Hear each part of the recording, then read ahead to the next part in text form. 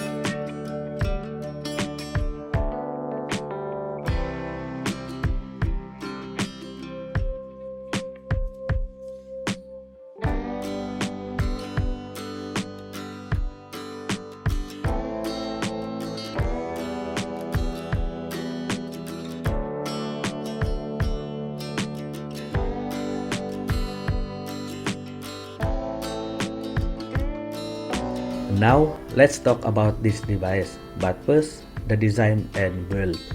This device had glass both front and back, and with the aluminum frame. This device had 5.7-inch of OLED display and support the 90Hz of refresh rate. This device also using the USB Type-C, which is located at bottom, but no fingerprint scanner as it was refreshed by the Face ID feature. Just like the Google Pixel 3, this device also had stereo speakers, which is located at the top of the display and at the bottom frame. To be honest, it was a little bit heavier than the Google Pixel 3, but for overall design, you still can feel the compactness and the premium build on this device. For software and security updates, this device currently running with the latest Android version, which is the Android 12. When I first received this device, it was running the Android 10, but now I already updated it to Android 12 and hopefully no issues or bugs, as for now everything is working just fine.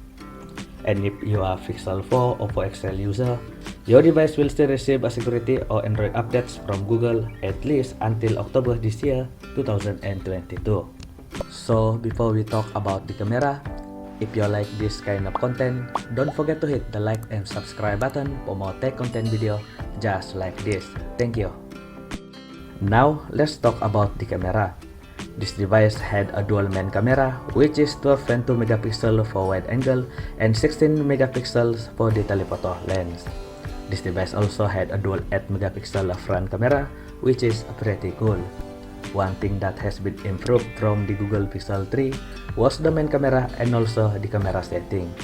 As you can see here, now you will be able to choose between 30 or 60 fps for 1080p video recording.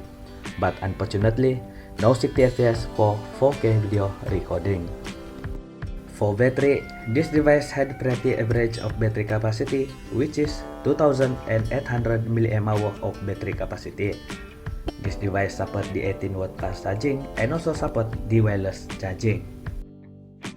For performance, this device had 6GB of RAM and powered by the Snapdragon 855 with octa-core processor and the Adreno 640 GPU. So, for detailed review like benchmarking, gaming performance, battery test, camera test, and more, I will do it in my future video.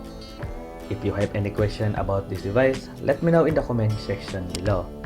As usual, if you like this kind of content, don't forget to hit the like and subscribe button for more tech content video like benchmarking, gaming, battery test, camera test, and more. Thanks for watching and see you guys next time.